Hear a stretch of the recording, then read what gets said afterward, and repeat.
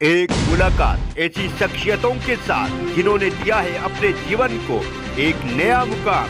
रूबरू कराएंगे ऐसी कुछ हस्तियों के साथ एक खास शख्सियत के साथ मुलाकात जयदेव पटेल के साथ नंबर 1 इंडिया न्यूज पर रात। नमस्कार दोस्तों, मैं जयदेव पटेल, आपका एक बार फिर स्वागत है एक खास शख्स के साथ मुलाकात प्रोग्राम में। आज हम बात करेंगे वित्त मंत्री ने जो राहत पैकेज का जो ऐलान किया है उसकी, जिसमें उन्होंने छोटे लोन के लिए 75,000 करोड़, ट्रैवल एजेंट को उन्होंने कहा है कि 10 लाख तक का कर्ज मिलेगा, वहीं तो रजिस्टर्ड टूरिस्ट गाइड होंगे वो 1 लाख तक का लोन ले सकेंगे। इसके अलावा क्रेडिट गारंटी स्कीम के तहत भी लोन का प्रावधान दिया जाएगा।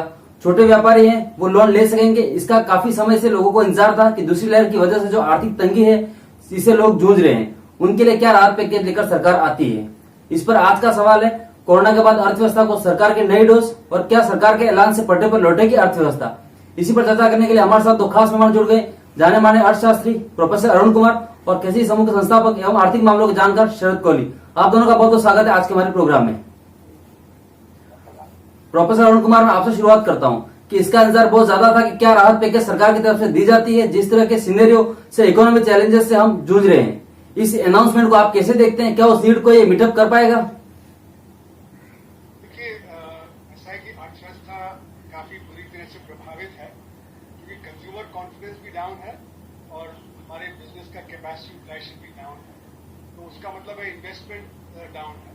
तो एक ही चीज बचती है कि हम अपना सरकार का खर्चा बढ़ा के डिमांड बढ़ाएं, जिससे कि जब डिमांड बढ़ेगी तो हमारा बिजनेस काम करेगा और जब बिजनेस काम करेगा तो इन्वेस्टमेंट भी बढ़ेगा, तो डिमांड बढ़ जाएगी। पर अभी जो पैकेज अनाउंस हुआ है उसमें बहुत सारी चीजें तो पहले ही अनाउंस हो गई थी और कुछ चीजें जो अभी अनाउंस हुई हैं उसमें बहुत ज्यादा कुछ एक्स्ट्रा एक्सपेंडिचर नहीं दिखता है। तो अभी खर्चा बढ़ाने की जरूरत थी। पिछले साल भी जब खर्चा बढ़ाया गया था आत्मनिर्भर भारत स्कीम में, तो 22 लाख करोड़ में से महज करीब 2.5-3 लाख करोड़ रुपया खर्चा बढ़ाया गया था। तो अभी भी ये सोचा जा रहा था कि बिजनेस वाले कह रहे हैं कि कम से कम 3 लाख करोड़ रुपया तो बढ़ाना चाहिए, जिससे कि परचेजिंग पावर पंपिंग हो। बहुत सारे लोगों का काम रुक गया है, नौकरी रुक गई है, छोटे छोटे बिजनेस वो बंद हो गए हैं। तो उनकी शुरुआत तभी हो सकती है जब उनके पास डिमांड हो। तो डिमांड बढ़ाना इस समय बहुत जरूरी था। तो उस माने में लगता है कि सरकार ने उतनी मदद नहीं की जितना करना चाहिए था। कुछ अच्छी चीजें हैं, जैसे हेल्थ सेक्टर में बेनिफिट दिया है, टूरिज्म को बेनिफिट दिया है, कुछ ये सब तो चीजें हैं। लेकिन मैक्रो के लेवल पर अगर देखें तो अगर अर्थव्यवस्था इस समय 10% डाउन है कंपेयर टू जो होना चाहिए था, यानी कि कम से कम 7-8 लाख करोड़ रुपए का डिमांड और प्रोडक्शन डाउन है। तो 7-8 लाख करोड़ को जो कॉम्पेंसेट करने के लिए कम से कम सरकार को इस समय 1.25 लाख करोड़ रुपया अतिरिक्त तो खर्च करना ही चाहिए था। नहीं तो ये 7-8 लाख करोड़ का जो डिक्लाइन है उसको कॉम्पेंसेट करना बड़ा मुश्किल होता है। जी शरद कोहली, एक तरफ जो चैलेंज है वो हेल्थ सेक्टर को मजबूत करने का है, जिस तरह के हम कोरोना चैलेंज से जूझ रहे हैं। दूसरी तरफ जो सफरिंग क्लासेस हैं जिनको पूरी तरीके से हम कह सकते हैं कि इकोनॉमिकल रप्चर हो रहे हैं, उस क्लास को बचाना कैसे देख रहे हैं आप? इस अनाउंसमेंट के ये दो जो चैलेंजेस हैं वो खरा उतरेगी उस पर? देखिए, जैसे प्रोफेसर अरुण कुमार ने कहा, मैं उनसे सहमत हूं, क्योंकि अगर आप अभी तक जितने भी पैकेज आए हैं, पिछले साल भी हमने आत्मनिर्भर अभियान की बात करी जहां करीब करीब 21 लाख करोड़ की अनाउंसमेंट हुई, सीरीज में अनाउंसमेंट हुई। अभी भी हमने जो अनाउंसमेंट सुनी कल 6 लाख करोड़ से ज्यादा की थी। तो ज्यादातर ये जो है ये लिक्विडिटी पैकेजेस हैं, ये एक लोन, अगर मैं इसको फंड के लिहाज से तो एक तरह से लोन मेला है। तो आप जब लोन देते हैं, आप देखिए ज्यादातर आपने देखा होगा कि जितने भी लोन हैं, चाहे वो इमरजेंसी क्रेडिट लाइन के हैं या कल टूरिस्ट गाइड के लिए दिए गए, कोई भी मैं उदाहरण ले लूं, टूरिस्ट गाइड के लिए 1 लाख रुपया दिया गया तो 75% सरकार गारंटी कर रही है। गारंटी का अर्थ होता है, हम नंबर 1 इंडिया न्यूज के जो फॉलोअर्स हैं उनके लिए आसान करके बता देते हैं, इसका अर्थ ये होता है कि अगर जो बोरोवर है अगर वो नहीं पे कर पाता है किसी वजह से, तो जो लेंडिंग एजेंसी है उसको सरकार कॉम्पनसेट करे। अब सरकार ने क्या किया कि सरकार, देखिए इस बात से भी हम इनकार नहीं कर सकते, और मैं आपको एक उदाहरण देता हूं। मैं जब बहुत छोटा था, 4-5 साल का, प्रोफेसर अरुण कुमार को मैं खास ये बात बताना चाहूंगा। तो 4-5 साल का था तो मेरे को मेरी मदर पढ़ाती थी, तो उनके साथ मैं बैठता था। तो मुझे एक बार मेरी हिंदी की क्लास में एक ऐसे लिखने को मिला कि आप भारत पे ऐसे लिख के लाइए। तो मेरी मदर बैठी मेरे साथ, तो मैंने मदर से हेल्प ली। मैंने कहा मुझे तो समझ नहीं आ रहा मैं कैसे शुरू करूं, छोटा था बहुत। तो उन्होंने मुझे पहली लाइन मुझे याद है क्या लिखवाई कि भारत एक गरीब देश। अब मुझे भारत एक गरीब देश है, मेरे दिमाग में वो लाइन रजिस्टर हो गई और वो रजिस्टर में बड़ा हुआ, मैंने पढ़ाई करी, वो लाइन मेरे, मैं जगह जगह घूमता रहा, सारी दुनिया में घूमा, वो लाइन मुझे भूली नहीं। पर आज जब हम इस मकाम पे आकर खड़े हुए हैं, जहां पर आप शहरों से अगर बाहर निकलेंगे तो आपको कोरोना ने जो इम्पैक्ट किया है, जो असर किया है, वो आपको साफ तौर पे दिखाई देगा शहरों में भी, बल्कि शहरों से बाहर जाने की जरूरत ही नहीं है। आप शहर में जो बेरोजगारी फैली है, गांव में, सब अर्बन एरियाज में, टियर 2, टियर 3 सिटीज में लोगों के छोटे छोटे बिजनेस, दुकानदार थे, छोटे छोटे रेस्टोरेंट चलाते थे, छोटे छोटे होटल चलाते थे, जिनके 10-10, 20-20 लोग काम करते थे, छोटे छोटे व्यापार थे, वो सबके सब ऐसा अनुमान आया है कि 60% जो माइक्रो एंटरप्राइजेस हैं, जिनको हम बहुत छोटी, जो और ज्यादातर मानिएगा वही है, करीब 95% से भी ज्यादा माइक्रो हैं, वो आज बंद होने की कगार पे आ गई, या तो बंद हो चुकी हैं, उनको दोबारा शुरू। अब सवाल यह है कि क्या वो लोन से दोबारा खुल सकती हैं?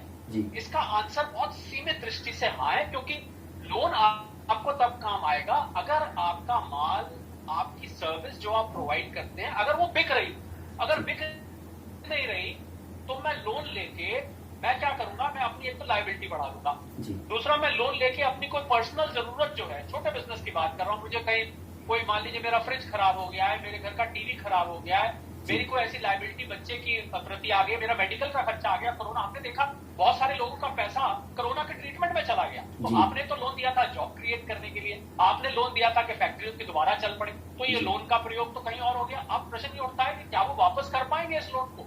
तो जब सरकार अंडरराइट कर रही है, तो मैं समझता हूं कि सरकार ये मान के चल रही है कि इसमें से काफी लोन शायद वापस ना आए। तो सरकार ने क्या किया कि हमारे सरकार के हाथ में आज पैसा नहीं है, उनका हमारा फिस्कल डेफिसिट 9.3% पहुंच चुका है। स्टेट्स का भी अगर मैं मिला लूं तो शायद 15% से भी ज्यादा का पहुंच चुका है। कुछ स्टेट्स की ऐसी हालत है जयदेव कि उनके कर्मचारियों को देने के लिए तनख्वाह नहीं है उनके पास। मैं आपको सच बात बता रहा हूं, मैं नाम नहीं लूंगा उन स्टेट्स का, क्योंकि वो मैं एक पॉलिटिकल इशू नहीं खड़ा करना चाहता। तो फिस्कल डेफिसिट जब इतना पहुंच चुका है, तो मुझे लग रहा है सरकार को खुल के ये बताना चाहिए कि देखिए हमारे पास इतने ही रिसोर्सेज हैं, अभी हम यही खर्च कर सकते हैं, जरूरत थी। और जो इसमें से जो प्रोफेसर अरुण कुमार ने कहा कि 2.5-3 लाख करोड़ असल में जो सरकार की जेब से गया है, जिसको स्टिमुलस कह सकते हैं, इसमें से निचोड़ ले हम सारे को, तो कुल इसका निचोड़ निकलेगा 2.5-3 लाख करोड़ का। मैं बिल्कुल उनसे पूरी तरह से सहमत हूं। तो वो 2.5-3 लाख करोड़ अगर डायरेक्ट बेनिफिट ट्रांसफर की तरह यूज किया जाता, मतलब लोअर मिडिल क्लास और गरीब तबके के सीधे अकाउंट में डाला जाता, जिस प्रकार किसानों के अकाउंट में पीएम किसान 2000 रुपए प्रति 4 माह में डाले जा रहे हैं, मैं समझता हूं उससे कंजम्पशन बूस्ट होती, लोग जाके सामान खरीदते। 65% हमारी अर्थव्यवस्था कंजम्पशन पे है। आपका जब तक दुकान से सामान नहीं बिकेगा, जब तक कोई सर्विस अवेल नहीं करेगा, तब तक ये आर्थिक चक्र पूरी तरह से चलेगा नहीं। इसको आप जो मर्जी करते रहिए, आप सप्लाई साइड पे काम करते रहिए, डिमांड साइड पे मत करेंगे, तो ये आर्थिक चक्र वही का वही खड़ा रहेगा। उल्टा सरकार का खर्च बढ़ता जाएगा और वो एनपीएस होते जाएंगे, वो पैसा बर्बाद होता जाएगा, खर्च भी हो गया और उसका लाभ भी नहीं मिला। मुझे सिर्फ इस बात का अफसोस है कि शायद आर्थिक गणित और आर्थिक सिद्धांत जो है, उनको अगर आप ठीक तरीके से प्रयोग करते हैं तो आपको उसका ज्यादा लाभ मिलता है। मेरे ख्याल से प्रोफेसर अरुण कुमार मेरे से इस बात पे सहमत हो। जी प्रोफेसर अरुण कुमार, अगर ये किया जाता है कि टैक्स में कोई बहुत रिबेट दिया जाता, या फिर इंटरेस्ट में कोई कमी की जाती, या कोई मांग अलग अलग सेक्टर से यही दी थी, क्योंकि अलग अलग सेक्टर ने यही हमेशा मांगा है कि जो उन पर एडिशनल लाइबिलिटीज हैं उससे उनको कैसे राहत मिले, तो वो इस ऐलान में होता हुआ दिखाई नहीं दे रहा है। आपकी बात सही है कि हमारे यहाँ इनडायरेक्ट टैक्स जो है वो ज्यादा चलता है अप्रत्यक्ष कर। जो डायरेक्ट टैक्स है वो जीडीपी का करीब 5.5% है, और जो इनडायरेक्ट टैक्स है वो करीब 11.5% के आसपास है। तो इनडायरेक्ट टैक्स जो होता है वो गरीब पे ज्यादा मार करता है, इसको रिग्रेसिव बोलते हैं, क्योंकि हर एक व्यक्ति को आपने चाहे चप्पल खरीदी, आपने कटोरी खरीदी, आपने सिर का तेल खरीदा, जो भी है उस पर आपका टैक्स देना पड़ता है। जबकि जो प्रत्यक्ष कर है वो महज करीब, अगर आप जब प्रधानमंत्री की बात माने तो 15 मिलियन लोग इफेक्टिव टैक्स पेयर हैं, मतलब 1.4 बिलियन में 15 मिलियन, यानी कि 1.2% लोग हैं जो प्रत्यक्ष कर देते हैं। तो हमारे यहाँ जो देश में जो अप्रत्यक्ष कर है उसकी मार हर आदमी पे बढ़ रही है। और इस समय हम देख रहे हैं कि जैसे पेट्रोलियम गुड्स हैं, उनके दाम काफी बढ़ गए हैं, क्योंकि वहां पे जो एक्साइज ड्यूटी का कॉम्पोनेंट है वो बहुत बढ़ गया, और एक्साइज ड्यूटी के बढ़ने से जब दाम बढ़ा तो वैट जो स्टेट चार्ज करते हैं वो भी बढ़ गया, तो सेक्टर स्टेट्स वहां से पैसा ले रहे हैं। अगर आप इस समय टैक्स को और काटेंगे तो होगा क्या कि आपका जो फिजिकल डेफिसिट है और बढ़ेगा, और जब फिजिकल डेफिसिट बढ़ेगा तो सरकार ये चाहती नहीं कि फिजिकल डेफिसिट बढ़े। तो जैसे कि विदेशों में देखा गया है कि फिजिकल डेफिसिट 15%, 20% बढ़ गया। जैसे अफ्रीका में आपने देखा ट्रम्प साहब ने मई के महीने में पिछले साल $2 ट्रिलियन का पैकेज दिया। फिर जब उनका टर्म खत्म होने वाला था तो दिसंबर में उन्होंने $900 बिलियन दिया। फिर बाइडेन साहब ने आके $1.9 ट्रिलियन दिया। उसके ऊपर $4 ट्रिलियन का एक जो इंफ्रास्ट्रक्चर पैकेज चल रहा है। यानी 15-20% उनका फिजिकल डेफिसिट बढ़ गया। उसी तरह जापान है, ब्रिटेन है, यूरोप के देश हैं। तो हमारा भी फिजिकल डेफिसिट अगर 9.3% था सेक्टर का, उसमें जैसे कि शरद जी ने सही कहा स्टेट्स का और पब्लिक सेक्टर जोड़े तो 15% हो जाएगा। तो अगर 15 से अगर वो 17-18% भी हो जाए तो कोई बड़ी बात नहीं है। और उसका जो फायदा उठा के हम रूरल एम्प्लॉयमेंट गारंटी स्कीम में डाल दें और उसमें जो एक अर्बन गारंटी स्कीम हम शुरू कर दें अर्बन एम्प्लॉयमेंट का, तो उससे फिर हमारी जो अर्थव्यवस्था द्वारा पटरी पे आने लगती है। लेकिन सरकार इस समय कर क्या रही है कि वो डायरेक्ट टैक्स बढ़ाने की जगह वो इनडायरेक्ट टैक्स पे निर्भर हो रही है, जो इनडायरेक्ट टैक्स सही नहीं है। तो हमें डायरेक्ट टैक्स बढ़ाना चाहिए। और समझिए कि अभी अगर डायरेक्ट टैक्स ज्यादा नहीं भी बढ़ा सकते हैं तो बैंकों के पास इस समय सरप्लस कैश बहुत है जो वो आरबीआई में डिपॉजिट कर दे रहे हैं। पिछले साल 8 लाख करोड़ रुपया था, अभी 4 लाख करोड़ रुपया है। तो वो 4 लाख करोड़ रुपया कोविड बॉन्ड के थ्रू उठाया जा सकता था। फिर स्टॉक मार्केट में बहुत कैपिटल गेन्स हुए हैं, स्टॉक मार्केट रिकॉर्ड में आया है, वहां पे जब पैसा उठाया जा सकता था जो कोविड बॉन्ड फ्लोट करके जिन्होंने जो खासकर इस समय कैपिटल गेन्स बहुत कमाया है वहां पे कोविड बॉन्ड फ्लोट करते अगर तो उससे उठाया जा सकता था। तो इस समय अगर टैक्स आप नहीं भी बढ़ाना चाहते हैं डायरेक्ट टैक्स और इनडायरेक्ट टैक्स अभी नहीं भी काटना चाहते हैं तो ये आप इधर से उठा के आप अगर एक्सपेंडिचर बढ़ा दें तो उसका फायदा मिलेगा। दूसरा मैं कहूँगा पेट्रोलियम गुड्स पे तो डेफिनेटली जो है इनको टैक्स कम करना चाहिए और ये कोविड बॉन्ड या यहाँ से पैसा उठा के उसको जो भरपाई करना चाहिए।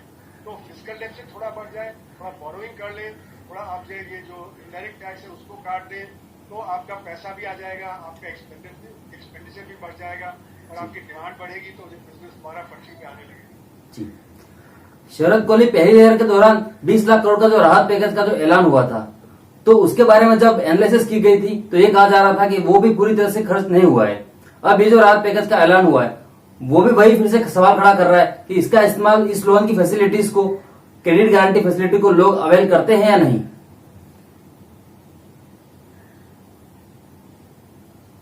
देखिए उसमें पिछले साल जो 3 लाख करोड़ की emergency credit line guarantee scheme आई हुई थी, ECGLS जिसका नाम था, उसमें से हमारे पास जो लेटेस्ट आंकड़े आए हैं, अभी कल मैं और प्रोफेसर अरुण कुमार एक ही चैनल पर थे तो हम भी इस डेटा के बारे में चर्चा कर रहे कि 2,69,000 करोड़ उसमें से खर्च हुआ। मैंने कल भी यही बोला था, मैं फिर बोलता हूँ कि अगर वाकई में इन लोन्स की MSMEs को जरूरत थी और इतनी ज्यादा जरूरत थी जितनी सरकार को लगती थी कि थी, तो ये वाला 1 साल तक हम 3 लाख करोड़ भी पूरा का पूरा डिसबर्स नहीं कर पाए।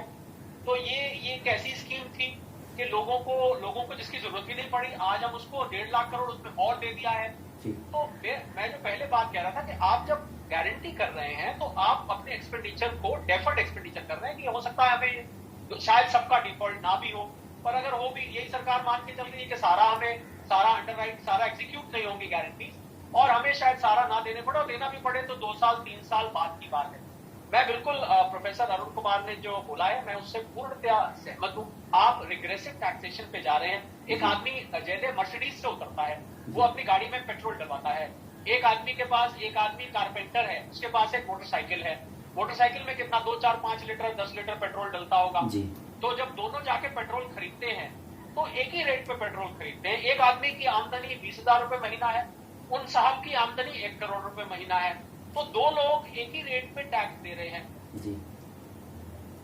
अगर आप जो ऊपर रिच हैं, जो सुपर रिच हैं इंडिया में, जिन लोगों के पास जिनकी फोर्ब्स में लिस्टिंग होती है, मैं कोई उनके खिलाफ नहीं हूं, मैं कोई एंटी कैपिटलिस्ट बात नहीं कर रहा है या कोई प्रोफेसर अरुण कुमार कम्युनिस्ट बात नहीं कर रहे हैं। एक बड़ा सीधा सा रूल है कि जिन लोगों के पास पैसा है आप पहले उनसे लीजिए। जो लोग महीने का 100 करोड़ रुपए, अभी एक स्टार्टअप का पता लगा जिन्होंने अपनी तनख्वाह, नाम नहीं लूंगा, 3 प्रमोटर थे, तीनों ने अपनी तनख्वाह 100 करोड़ रुपए। अब मुझे आगे बताइए कि भारतवर्ष में कौन ऐसा आदमी है जो साल का अपने ऊपर या अपने परिवार के ऊपर 100 करोड़ रुपए खर्च कर देगा, अनलेस कि वो हर वीकेंड पे चांद पे घूमने जाए या तारों पे घूमने जाए। मैं सीधी सी बात ये करता हूं कि आपको जो भी टैक्सेशन सिस्टम लगाना चाहिए वो आपको दूसरे की इनकम की हैसियत के हिसाब से, जहां तक बात लोन्स की है, और लोन ज्यादा जो लिए भी है ना, आप देखिए कि इसमें से एनपीएस बहुत लोन होने वाले हैं, क्योंकि ये लोन ऐसे हालात में लिए गए हैं जी जब आपका काम धंधा चौपट हो गया था, जब ठप हो गया था। अच्छा, मान लीजिए पिछले साल, आपने पिछले साल का जिक्र किया, पिछले साल जो लोन बटे 2,69,000 करोड़ के, तो जब उनका धंधा थोड़ा सा पटरी पे जयदेव आने लगा ना, उसके बाद कोरोना की ये दूसरी लहर आ गई। अब वो क्या हुआ कि वो जो लोन उन्होंने लिया था जिस पर्पज के लिए, वो बैक टू स्क्वायर वन जिसको हम कहते हैं, कि वापस घूम के फिर वही परिस्थिति बन गई। तो मैं बहुत सारे एमएसएमई से मिला हूं, मैंने बातचीत करी है, जिन्होंने मुझे ये बताया कि जो हमने लोन एडिशनल, ये ध्यान रखिएगा कि एडिशनल लोन था, जो हमने एडिशनल लोन लिया था, वो लोन तो हमारा फिर से सारा वर्किंग कैपिटल, क्योंकि किराए जा रहे थे, लेबर्स की तनख्वाह जो मैंडेटरी जी आपके खर्चे हैं, फिक्स खर्चे, वो सब उसमें चला गया। तो हम बैक टू स्क्वायर, इसका अर्थ ये हुआ कि वो लोन फिर से एक बार एनपीए बन गया। पहले जो एनपीए था पुराने चल रहे थे, अब ये नए एनपीए। और मैंने एक और बड़ा अच्छा उदाहरण दिया, आपने जयदेव लोन का जिक्र किया कि प्रधानमंत्री मुद्रा योजना पीएमएमवाई बड़ी ही चर्चित योजना है, 2004-5 साल से चल रही है। 15 लाख करोड़ से ऊपर उस लोन में आज तक बढ़ चुका है। औसतन वहां 25-30 हजार का लोन एक आदमी को मिलता है। जैसे हमने माइक्रो फाइनेंस कल जो सरकार ने स्कीम अनाउंस करी है कि 1.25 लाख क्या कहते हैं तक आप लोन ले सकते हैं, 25 लाख लोग इस लोन का। अब जो मुद्रा योजना में 15 लाख करोड़ बन चुके हैं, उसमें से मैंने पिछले साल बहुत टीवी डिबेट्स में बार बार, क्योंकि सरकार जब भी बेरोजगारी की बात आती थी, सरकार कहती थी कि हमने तो मुद्रा योजना लॉन्च कर दी, आप नौकरी देने वाले बनिए ना। जब ये पकौड़े वगैरह की बात चली, तो आप ये नौकरी देने वाले बनिए, आप नौकरी मांगते क्यों हैं? तो सरकार ने, मैंने कहा था कि सरकार को एक व्हाइट पेपर लाना चाहिए कि मुद्रा लोन से असल में कितनी नौकरियां बनी। और मुझे खुशी है इस बात की कि वित्त मंत्री साहिबा ने ये बयान दिया कुछ हफ्ते पहले कि 1,12,00,000 नौकरियां बनी 15 लाख करोड़ के मुद्रा आवंटन से। अब आप कैलकुलेटर उठाइए, 15 लाख करोड़, क्योंकि कैलकुलेशन करनी आपसे जुबानी शायद नहीं हो पाएगी, शायद कैलकुलेटर में भी ना है। 15 लाख करोड़ को आप 1,12,00,000 से डिवाइड करिए कि प्रति व्यक्ति नौकरी देश को क्या कॉस्ट करी है जी। तो मेरा मतलब ये, और ये मैं उदाहरण क्यों दे रहा हूं कि क्या लोन देने से नौकरियां, क्या लोन देने से अर्थव्यवस्था पटरी पर, क्या लोन देने से एमएसएमई वापस अपने ऑपरेशंस में, क्या लोन देने से, कुल मिला के बोले, क्या लोन देने से आपकी डिमांड कंजम्पशन, क्योंकि भारतीय अर्थव्यवस्था 60 से 65% डिमांड पर आधारित है, क्या इससे डिमांड बढ़ेगी? इसका उत्तर है बहुत ही सीमित तरीके से बढ़ेगी। मतलब आपने इतना लगाया और इतना सा इसका रिजल्ट मिलेगा। मुझे लग रहा है ये कहीं पर अर्थव्यवस्था का जो एनालिसिस है, जो सिद्धांत है, जिन सिद्धांतों पे हमने इकोनॉमिक्स पढ़ी है, प्रोफेसर अरुण कुमार ने तो अपना पूरा जीवन इकोनॉमिक्स की रिसर्च पे लगाया है। तो मैं समझता हूं कि आपको इतना करके अगर इतना रिजल्ट मिले और उसके बजाय आप इतना करें और इतना रिजल्ट मिले, वो बेहतर रहेगा। तो कुल मिला के लोन बांटना अर्थव्यवस्था को इतनी जल्दी पटरी पर जयदेव मेरे हिसाब से नहीं ला सकता है। जी, आप दोनों लोगों ने नंबर 1 इंडिया न्यूज़ के लिए समय निकाला, उसके लिए आपका बहुत बहुत धन्यवाद।